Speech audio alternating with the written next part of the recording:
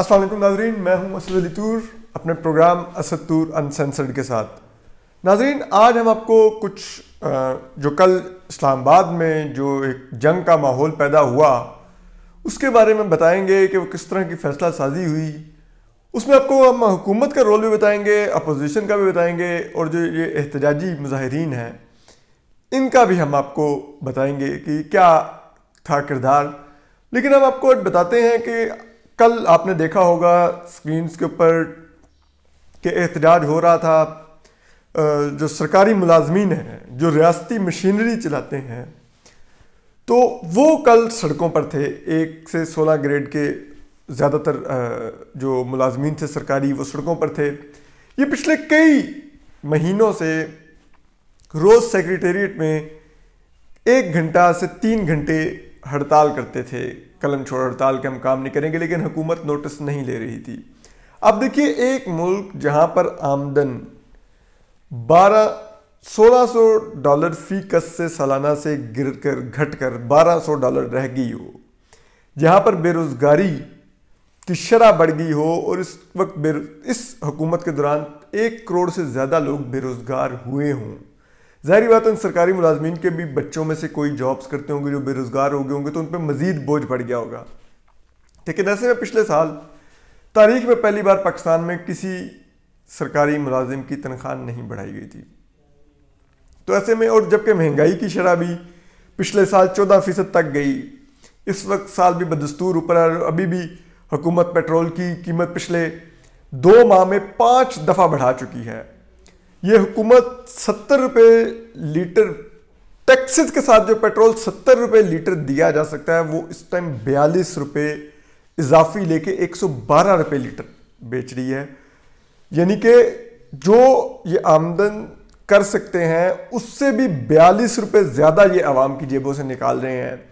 और उसकी वजह से फिर जो महंगाई हो रही है, जो खाने पीने की अशियाँ महंगी हो चुकी हैं, तो जो सरकारी मुलाजिम है, जो हम सबके आप समझ सकते हैं, क्योंकि मैं भी एक वर्किंग क्लास का आदमी हूँ, हम जॉब्स करते हैं, तो वो उनके लिए बहुत ज़्यादा हालात मुश्किल हो गए हैं।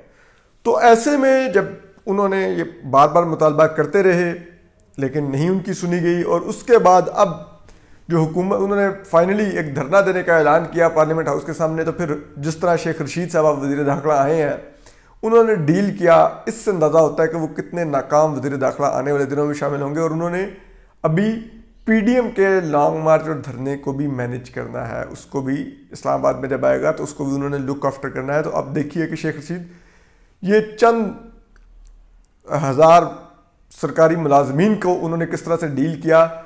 हमने इस तरह की आंसू गैस और इस तरह का मुजाहिरीन के साथ डील होता हमने बहुत सालों बाद इस्लामाबाद में इस तरह के मनाज़िर देखे। लायर्स मूवमेंट के दौरान हमने देखा था कि 1-2 दफ़ा बहुत वायलेंस हुई। जब सदारती नॉमिनेशन पेपर्स दाखिल करने थे जनरल मुशर्रफ ने, तब वकला ने बहुत एहतजाज किया, तो उस दौरान आंसू गैस और लाठीचार्ज बहुत हुआ, वकला गिरफ्तार किए गए।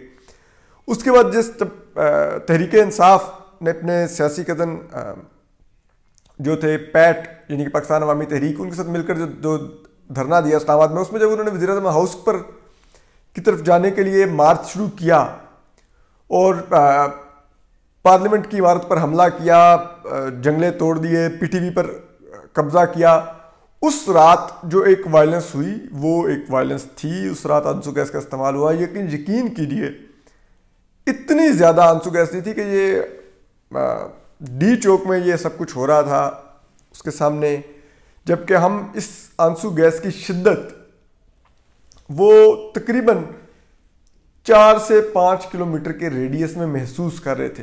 अंदाज़ा कीजिए, 4 से 5 किलोमीटर के रेडियस में उस आंसू गैस की शिद्दत महसूस की जा रही थी। इतनी ज़्यादा आंसू गैस इस्तेमाल की गई।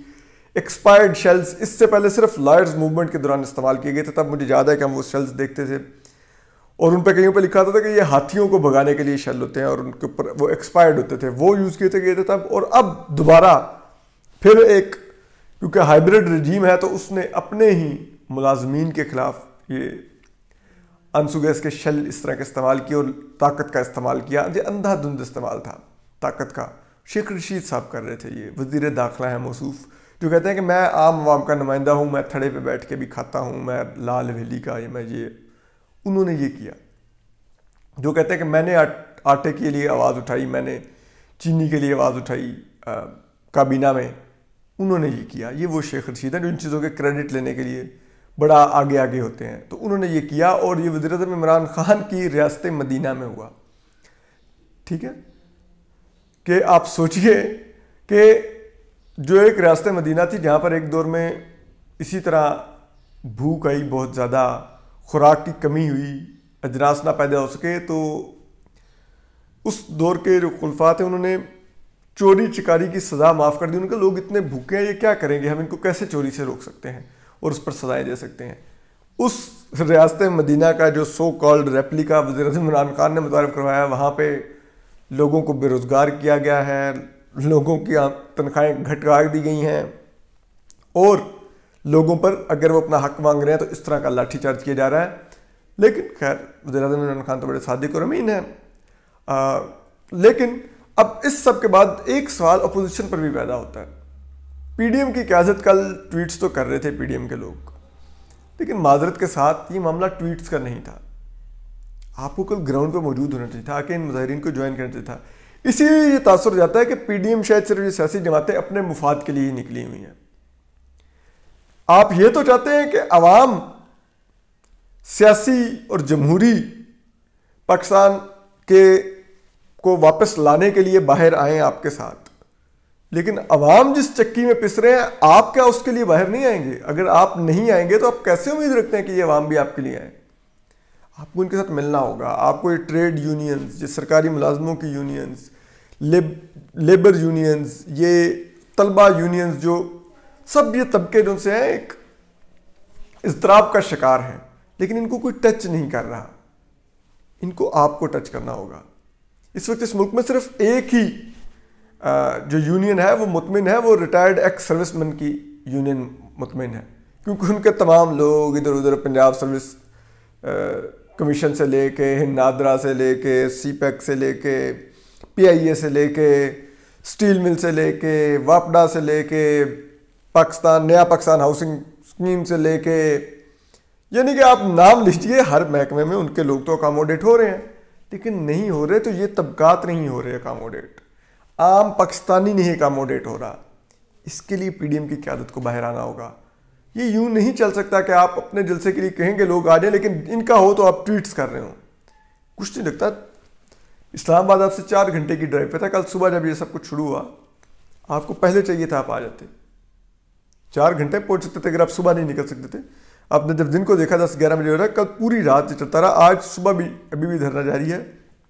अब जाके हुकूमत मानी है कि वो मुलाजमीन को 20% एडहाक उनकी तनख्वाहों में इजाफा करने जा रही है, और ये मुआहदा परवेज़ खटक जो हैं वज़ीर दफ़ा, उनके घर पे तय पाएगा वज़रा कॉलोनी में। तो आप लोग इतनी देर कहाँ पर थे? सिर्फ ट्वीट्स की हद तक थे। कितनी अपोजिशन जमातों के जो मुकामी कायदीन भी थे वो इस एहतजाज में आए, धरने में आए। तो ये आपको भी सोचना होगा। यूँ नहीं चल सकता कि याद रखिए, मोहब्बत में भी यकतरफा ट्रैफिक ज़्यादा नहीं चलती। वो एक वक्त आता है कि फिर जो आशिक होता है उसका भी वो हाथ खड़े हो जाते हैं। तो यकतरफा ट्रैफिक मत चलवाइए कि अवाम आपसे मोहब्बत करें, आप उस मोहब्बत का जवाब उस कम अज़ कम लेवल पर जाके मत दें जिस शिद्दत से अवाम आपसे मोहब्बत करें। तो ये सियासतदानों को सोचना होगा जो अपोजिशन जमातों में बैठे हुए हैं। वज़ीर-ए-आज़म इमरान खान का क्या है, वो तो आप सबको मालूम है। मुल्क के जो माशी हालात उन्होंने कर दिए हैं कि सरकारी मुलाजमीन की तनख्वाह नहीं बढ़ा रहे थे, यूनिवर्सिटियों में प्रोफेसरों को देने के लिए जो असातिज़ा हैं उनको तनख्वाहें नहीं रहीं, और आप देखिए डेवलपमेंट फ़ंड वो 19% घट गए हैं डेवलपमेंट स्कीमों में, और भी बाकी भी आने वाले अभी 6 माह हुए हैं तो 19% कम किए हैं, तो आने वाले दिनों में मज़ीद कम किए जाएंगे। इजाफी टैक्सेस लगा के सिर्फ पेट्रोल पे ये हुकूमत तकरीबन 42 रुपये जो टैक्सेस के साथ आमदन ले सकते हैं उससे भी 42 रुपये ज़्यादा ये ले रही है। आवाम से महंगाई देखिए कहाँ पर है। ऐसे में इस हुकूमत को तो कोई फिक्र नहीं है, और इस हुकूमत की वैल्यू अब ये आ चुकी है कि पाकिस्तान में अबूधाबी के जो क्राउन प्रिंस हैं वो शिकार के लिए आए। तो पिछले साल जब वो आए थे तो वज़ीर-ए-आज़म इमरान खान को मिलने के लिए इस्लामाबाद भी आए थे, लेकिन इस दफ़ा उन्होंने मिलना भी मुनासिब सोचा, वहीं से चले गए। बड़ी मुश्किल से इन्होंने उनसे एक टेलीफोन कॉल वज़ीर-ए-आज़म इमरान खान ने अपने ज़ाती दोस्त और कुछ अस्करी लोगों को इन्वॉल्व करके एक टेलीफोन कॉल अरेंज की और उसमें इन्होंने उनकी मिन्नत की, तो उन्होंने पाकिस्तान के $1 अरब का जो कर्जा दिया पाकिस्तान को, उसमें 1 साल की एक्सटेंशन दे दी। ये भी मिन्नत की तो, और शायद इसीलिए वो अवॉइड कर रहे थे कि जब भी इनसे मिलो ये कुछ ना कुछ मांग ही लेते हैं। लेकिन बहरहाल उनको जैसे ही मौका मिला उन्होंने उसमें मांग लिया और उन्होंने 1 साल की एक्सटेंशन दे दी। तो ऐसे में इतने जिस हुकूमत के शर्मनाक हालात हों कि हम आलमी तौर पर एक भिखारी से ज़्यादा हमारी हैसियत ना हो, हालांकि हम एटमी ताकत हैं, वाहिद मुसलमान, और दुनिया की 7वीं एटमी ताकत है कि, लेकिन हमारे हालात यह हैं कि हम भिखारी बन चुके हैं। हम कोविड वैक्सीन नहीं खरीद सकते, हमें खैरात में लेनी पड़ती है चीन से और दूसरे का जो एक कंसोर्शियम है जो 90 गरीब मुल्कों को देने जा रहा है, जो कोविड वैक्सीन खरीदने की इस्तात नहीं रखते। तो हमारे जब ये हालात हों तो अब कैसे उम्मीद करते हैं वहाँ पे, और वहाँ पर अपोजिशन उनसी है वो एक वक्ती अपने लिए तो एहतजाज कर रही हो, लेकिन जब सरकारी मुलाजमीन या दीगर यूनियंस के एहतजाज हो तो वो वहाँ पर नज़र ना आए, ये बड़ा मायूस कुन होता है। तो अपोजिशन को भी सोचना होगा। हुकूमत का क्या है, इनको लाने वालों को भी कोई फिक्र नहीं है, उनके तो लोग अकोमोडेट होते जा रहे हैं। हमने आपको भी बताया कि तमाम सरकारी जो महकमे हैं, कॉरपोरेशंस हैं, जो अथॉरिटीज़ हैं, उनमें उन्हीं के लोग आके बैठ रहे हैं। हाइब्रिड रजीम है, चल रही है। फेस इमरान खान साहब हैं, वो अपनी मौजें कर रहे हैं PM हाउस में। उनकी जो अयाशियाँ हैं उनकी टेक करने वाले लोग मौजूद हैं, और वो लोग फिर अपने फ़ायदे उठा रहे हैं चीनी बहरान में, आटे बहरान में। और जो लैप डॉग्स हैं वो सामने बैठ के उनकी मदासराई कर रहे हैं कि मज़ा आ गया, क्या गवर्नेंस है आपकी, क्या कर दिया आपने, आपने ये कर दिया, आपने वो कर दिया। तो ये सोचना होगा इस हुकूमत को और अपोजिशन को भी। बहरहाल अपना ख्याल रखिए, आज तक के लिए खुश और सलामत रहिए। अल्लाह हाफिज़।